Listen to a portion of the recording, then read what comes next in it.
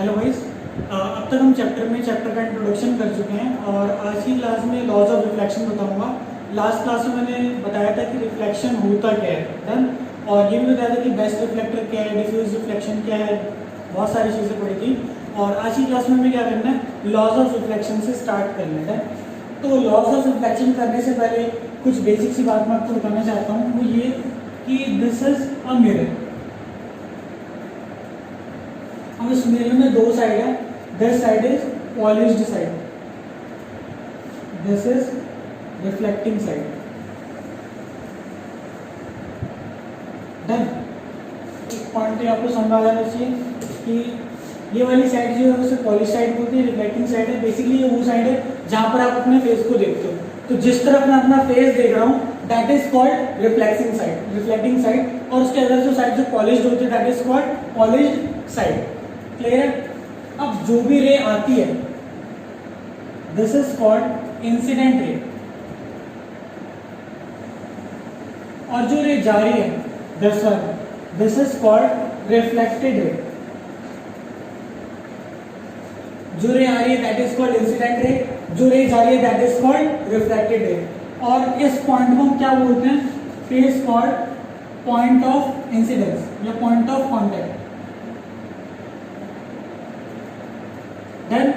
तो ये रे जो आ रही है दैट इज इंसिडेंट, जो भी रिफ्लेक्टेड। और जहाँ पे पॉइंट ऑफ इंसिडेंस है वहां पर एक परपेंडिकुलर ड्रॉ करते हैं that is called MP. MP को हम क्या बोलते हैं, this is called normal.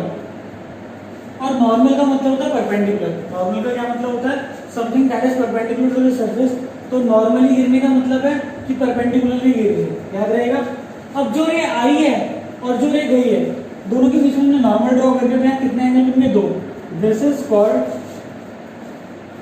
I stands for angle of incident. और R का मतलब क्या हो जाएगा, ये R है, इसको हम क्या बोलने वाले हैं, एंगल ऑफ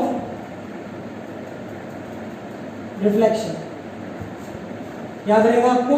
कोई आपसे पूछता है एंगल ऑफ इंसिडेंस क्या है तो आप क्या बोलने वाले हो, एंगल बिटवीन कौन कौन सा, इंसिडेंट रे एंड नॉर्मल। याद रहेगा, इंसिडेंट रे और नॉर्मल के बीच के एंगल को हम क्या बोलने वाले हैं, एंगल ऑफ इंसिडेंस। ऐसे angle between reflected ray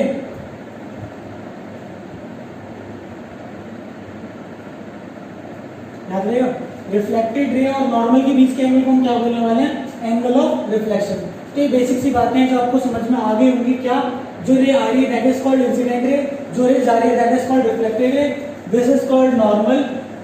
incident ray और नॉर्मल के बीच के एंगल को एंगल ऑफ इंसिडेंस बोलते हैं। रिफ्लेक्टेड रे और नॉर्मल के बीच के एंगल को हम क्या बोलते हैं, एंगल ऑफ रिफ्लेक्शन।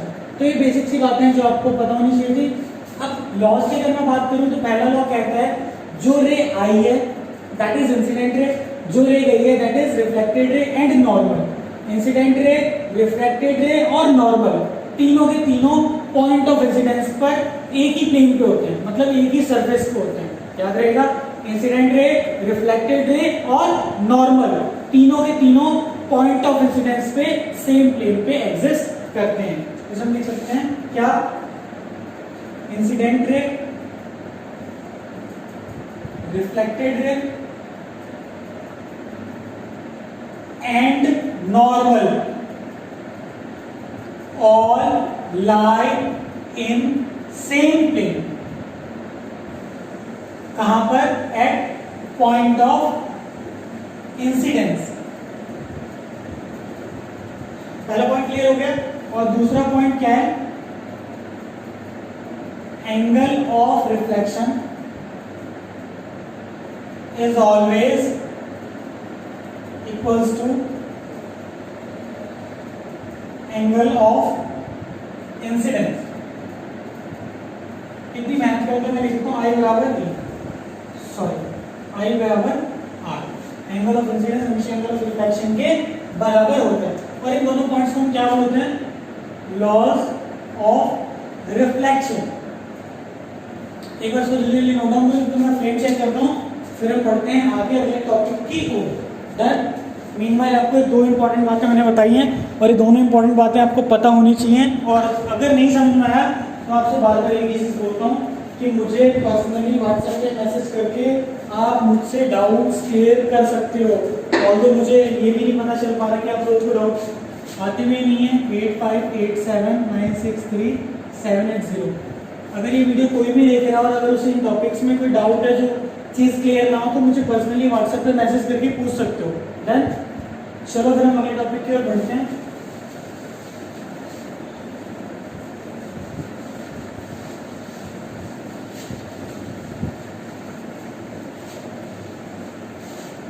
इस चैप्टर में हम एक बेसिक सी बात करने वाले हैं इमेज की। डन।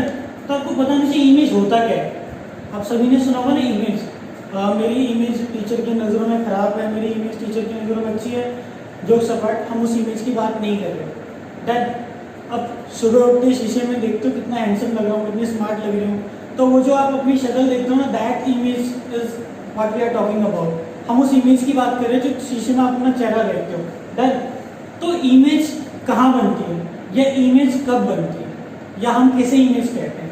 अब ध्यान से समझना, जब भी आप शीशे के सामने खड़े होते हो, आपके फेस से कुछ रेज निकलती हैं, लाइट निकलती है। एक्चुअली कुछ नहीं, बहुत सारी निकलती हैं, बट इमेज बनने के लिए लाइट से 2 रेज निकलती हैं। वो 2 रेज क्या करती हैं? मिरर से टकराती हैं, उसके बाद रिफ्लेक्ट होती हैं। तो रिफ्लेक्ट होने के बाद या तो वो रे मीट करेंगी या अपीयर टू मीट करेंगी। तो जब भी रिफ्लेक्शन के बाद या रिफ्रैक्शन के बाद 2 रेज मीट करती हैं या अपीयर टू मीट करती हैं, तो जहां पर वो मीट करेंगी या अपीयर टू मीट करेंगी, वहां पर क्या बनती है? इमेज।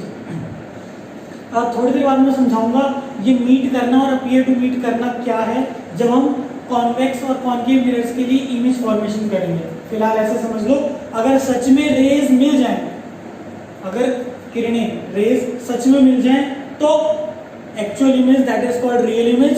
और अगर मिलती नहीं है, अपीयर करती है, तो that is called virtual image.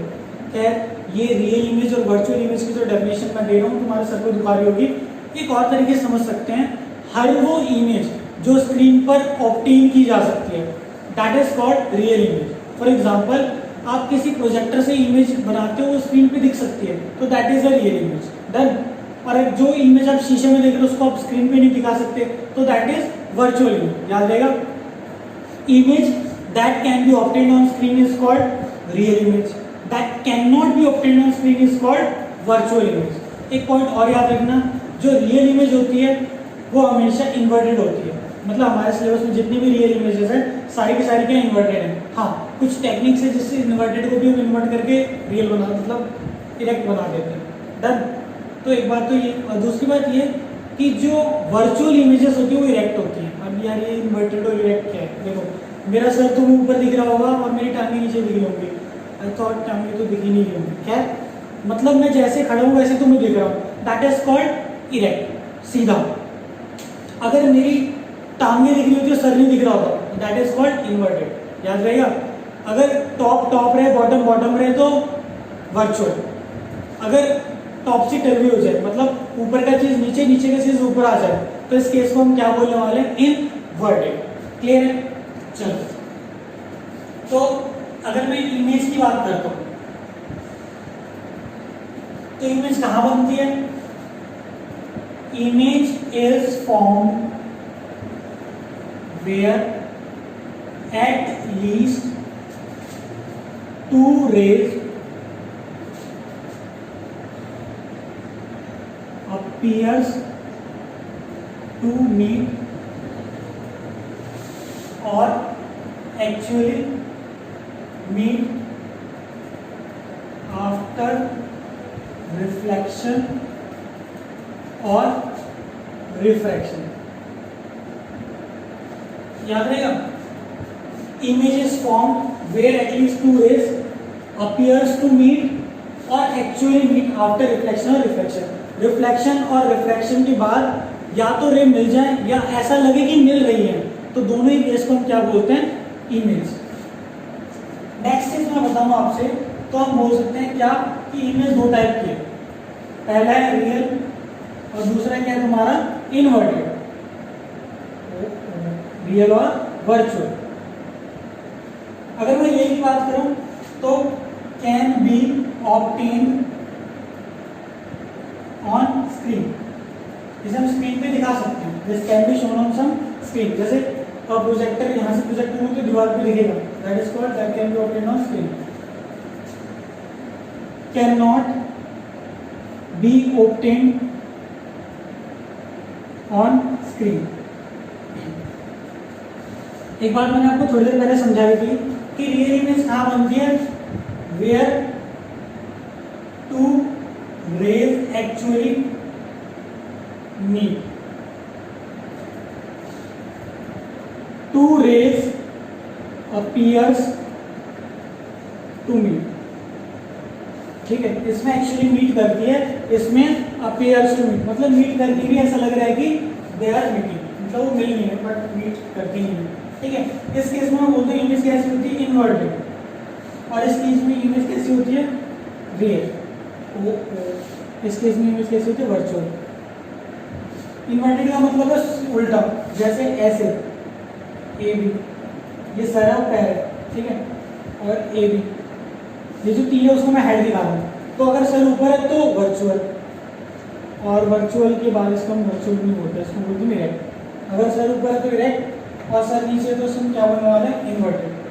और रियल वर्चुअल मैं समझा चुका हूँ, एक बार इसको जल्दी से नोट डाउन करो, मैं एक बार फ्रेम कंफर्म करो सही आ रहा है कि नहीं आ रहा, फिर हम आगे डिस्कस करेंगे इसके बारे में।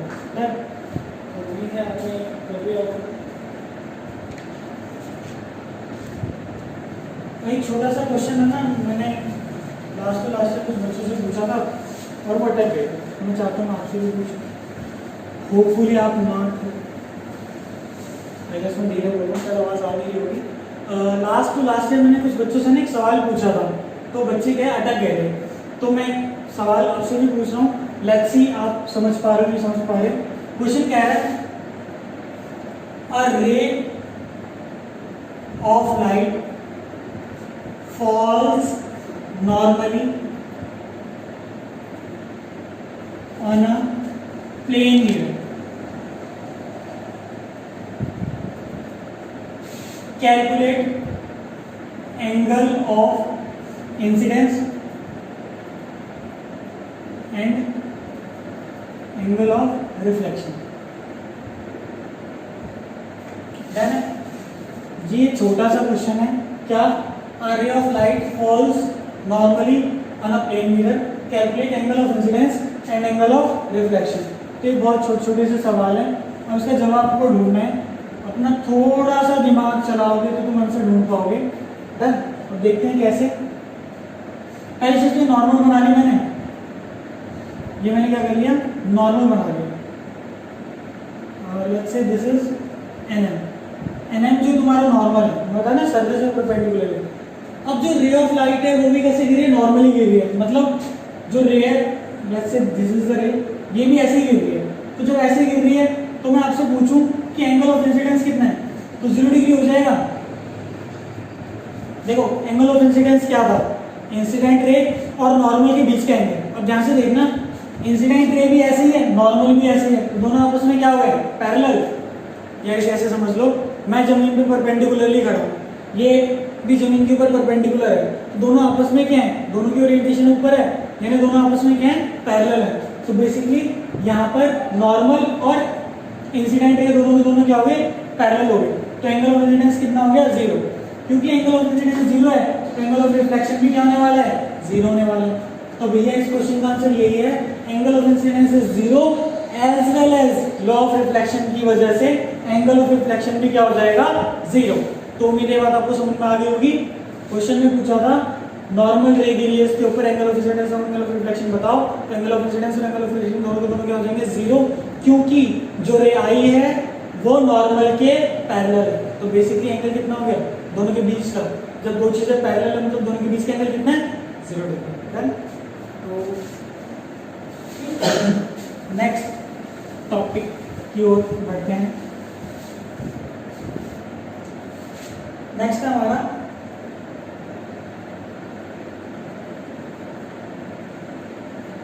Characters of image formation by plane mirror.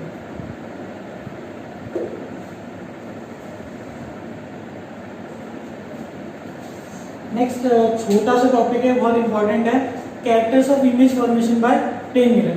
अब मैं आपसे पूछता हूँ कि प्लेन मिरर की इमेज फॉर्मेशन के कैरेक्टर्स क्या क्या होते हैं। तो सबसे पहला कैरेक्टर जो आपको पता है वो क्या, जो इमेज बनेगी कैसे बनेगी, रियल या वर्चुअल? गुड। जो इमेज बनेगी वो कैसे बनेगी, वर्चुअल। तो पहला पॉइंट क्या है, image is virtual and erect. तो इमेज कैसे बनने वाली है, वर्चुअल और इरेक्ट, ठीक है। मतलब हम उसे स्क्रीन पे नहीं बना सकते और वो इमेज कैसी है, सीधी है। तो पहला पॉइंट क्लियर हो गया, क्या, image format is virtual and erect. अगर मैं नेक्स्ट पॉइंट पे बात करूं तो नेक्स्ट पॉइंट थोड़ा सा कॉन्ट्राडिक्टरी है, एक्चुअली कॉन्ट्राडिक्टरी है नहीं, बच्चे बना देते हैं, ठीक है। मैंने लास्ट ईयर एक बच्चे से कहा, बच्चे से क्या कहा, मैंने बैच में कहा, और करीब करीब 22 से 23 बच्चे थे बैच में। तो मैंने कहा कि साइज ऑफ ऑब्जेक्ट और साइज ऑफ इमेज सेम होती है किसी भी प्लेन मिरर के लिए। Size of object, size of image same होती है, दैट मीन्स जितना बड़ा मैं हूँ उतनी बड़ी मेरी इमेज भी होगी, डन। तो यार उसके दिमाग में एक सवाल था, और मैं ये नहीं कहूँगा कि उसका सवाल गलत था, उसका सवाल सही था, बट लॉजिकली थोड़ा सा कहीं ना कहीं कंफ्यूज था बेचारा। अब सवाल ये था कि सर अगर साइज ऑफ ऑब्जेक्ट, मैं साइज ऑफ ऑब्जेक्ट हूँ, मतलब मैं ऑब्जेक्ट हूँ, और मेरी इमेज अगर एक छोटे से मिरर में बने तो छोटे से मिरर में छोटी सी इमेज बनेगी। आपके हिसाब से तो जितना बड़ा मैं हूँ उतनी बड़ी मेरी इमेज होनी चाहिए, तो छोटे मिरर में तो हमारी इमेज बननी नहीं चाहिए, फिर ऐसा क्यों होता है? यार सवाल बहुत धाकड़ था, और आप लोग सवाल सुन रहे हो तो आप लोग भी सोच रहे हो कि यार ये सर क्या बोल रहे हैं, क्यों बोल रहे हैं, और सर ने जो बोला वो गलत है कि बच्चे ने जो बोला वो गलत है। तो क्या समझाने की शुरुआत करता हूँ मैं, वो ये, मैं एक ऑब्जेक्ट हूँ और मिरर में मेरी इमेज बन रही है। सवाल यही था कि छोटे से मिरर में मेरी इमेज बन रही है, मतलब जितना बड़ा मिरर है उतनी बड़ी इमेज बन रही होगी, तो अल्टीमेटली मैं बड़ा हूँ और मेरी इमेज क्या छोटी है। और आपने कहा सर, आपने क्या कहा कि ऑब्जेक्ट जितना बड़ा इमेज भी उतनी बड़ी। मगर यहाँ पर एक नॉर्मल सा फिनोमेना है, वो क्या, कि जब हम किसी चीज़ से दूर जाते हैं तो वो चीज़ छोटी होती चली जाती है। फॉर एग्जाम्पल के लिए, अगर किसी एरोप्लेन को आप पास में देखोगे तो बड़ा होता है, दूर जाने पे छोटा हो जाता है, ठीक है। सूरज चाचू जागे, तो सूरज चाचू जिसे आप कहते हो वो अर्थ से बहुत बड़ा है, बहुत से भी बहुत बड़ा है, स्टिल वो छोटा सा दिखता है। चांद के साथ भी यही है, काफ़ी बड़ा लेकिन छोटा सा दिखता है। मतलब एक व्यू होता है that is called perspective view. Perspective view में बचपन में आप लोगों ने ड्राइंग बनाई हो तो रेलवे की पटरी कैसे बनती है, कुछ कुछ ऐसे बनती है। अब रेलवे की पटरी आप सभी को पता होती है ऐसे है, मगर आप अगर रेलवे की पटरी को यहाँ खड़े होकर देखोगे ना तो दूर जाते जाते रेलवे की पटरी सक्रिय होती चली जाती है, यानी जितना ज़्यादा डिस्टेंस बढ़ेगा वो छोटा दिखना शुरू हो जाएगा। ये ऐसे समझ लो है, बहुत बड़ी बिल्डिंग है, दूर से देखोगे तो इतना से दिखता हो, बहुत दूर जाकर बिल्डिंग को देखोगे छोटा ही दिखेगा। इसको बोलते हैं पर्सपेक्टिव व्यू। यानी मिरर के केस में क्या होता है, अब ऐसे समझ लो, अगर छोटा मिरर तुम पास लेके आओगे ना तो तुम्हारी पूरी इमेज नहीं बनती उसमें, इतने पास लेके उतना सही दिख रहा होगा वाला का हिस्सा उस छोटे से मिरर में। हाँ, जब मिरर को दूर करोगे तो पर्सपेक्टिव व्यू वाला केस होगा, जैसे जैसे आप मिरर को दूर करोगे वैसे वैसे आपका ज़्यादा हिस्सा दिखने लगेगा। तो अल्टीमेटली इस केस में साइज ऑफ ऑब्जेक्ट और साइज ऑफ इमेज एक्चुअली में सेम ही है। दिक्कत क्या हो रही है, पर्सपेक्टिव व्यू की। जितना दूर जाता जाऊंगा उतना छोटा होता जाएगा, किस वजह से, पर्सपेक्टिव व्यू की वजह से। हाँ, अगर एकदम पास ले आऊंगा तो मुझे पता चल जाएगा जितना बड़ा मैं हूँ उतनी बड़ी मेरी इमेज भी होगी। तो सेकंड पॉइंट क्लियर हो गया क्या, size of object is always equals to size of image. तो ये दो पॉइंट आपको समझ में आ गया होगा। थर्ड पॉइंट थोड़ा भारी से है, मैं समझा देता हूँ फिर भी। जब मैं मिरर से दूर जाऊंगा तो मेरी इमेज मिरर में अंदर जाएगी। ऐसे समझ लो, ये मिरर है, यहाँ मैं अब यार जैसे कि ये मैं तुम कह रहे हो सर आप बहुत मोटे पतला यार, ये दोनों सेम है, थोड़ा वही देखो। अभी मैं ऐसे 10 मीटर दूर था ना तो मेरी इमेज भी क्या थी, 10 मीटर दूर थी। अगर मैं थोड़ी देर बाद 20 मीटर दूर हो जाऊं तो मेरी इमेज भी क्या हो जाएगी, 20 मीटर दूर हो जाएगी। याद रहेगा, यानी मिरर से जितना दूर मैं आऊंगा उतनी ही मेरी इमेज भी मिरर से दूर होगी। तो ये थर्ड पॉइंट है तुम्हारा क्या,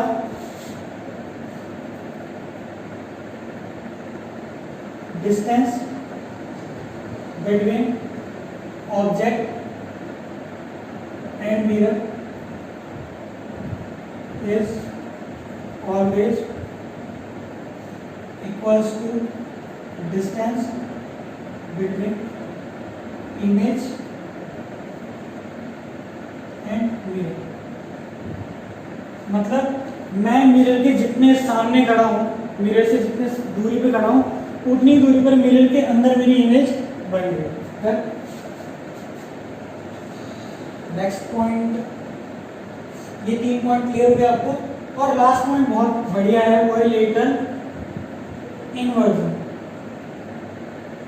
ध्यान से सुनना, आप सभी ने ना एक इम्पॉर्टेंट सी बात बहुत ध्यान से सुननी है, वो ये कि आप सभी में से जितने भी क्लासिक फोन यूज करते हो, मतलब वीवो ओप्पो के जितने भी फोन यूज करते हो, कैमरे में ना एक बहुत अच्छा फीचर देता है फ्रंट कैमरे में, मिरर इमेज। जैसे आप मिरर इमेज करके अपनी फोटो खींचोगे ना, आपका लेफ्ट राइट बन जाएगा, राइट लेफ्ट बन जाएगा। ये मिरर इमेज का मतलब क्या होता है? मिरर की कॉपी करना। जैसे आप मिरर के सामने खड़े होते हो तो आपका लेफ्ट राइट दिखता है और राइट क्या हो जाता है? लेफ्ट हो जाता है। इस चीज को बोलते हैं लेटरल इन्वर्जन। तो मिरर में जो इमेज बनती है कैसे बनती है? Laterally inverted, laterally inverted. याद रखेगा आपको, मिरर के अंदर जो भी हमारी इमेज बनती है कैसी बनती है? Laterally inverted. इसका मतलब क्या है? Left side of object becomes right side of image। ठीक है, इसी चीज को हम क्या बोलते हैं? Lateral inversion. तो आज के लिए इतना ही। मेरी तबीयत बहुत ज़्यादा सही नहीं है। अगली क्लास में चैप्टर वाइज कंटिन्यू करेंगे। आपको होमवर्क ये जितनी भी चीज़ें मैंने बताई उन पर नोट्स बनाने हैं, और अगर उससे रिलेटेड आपको कोई क्वेश्चंस मिलते हैं तो उन क्वेश्चंस को डिस्कस भी करें। ठीक है, तो मिलते हैं अगली क्लास में, तब तक के लिए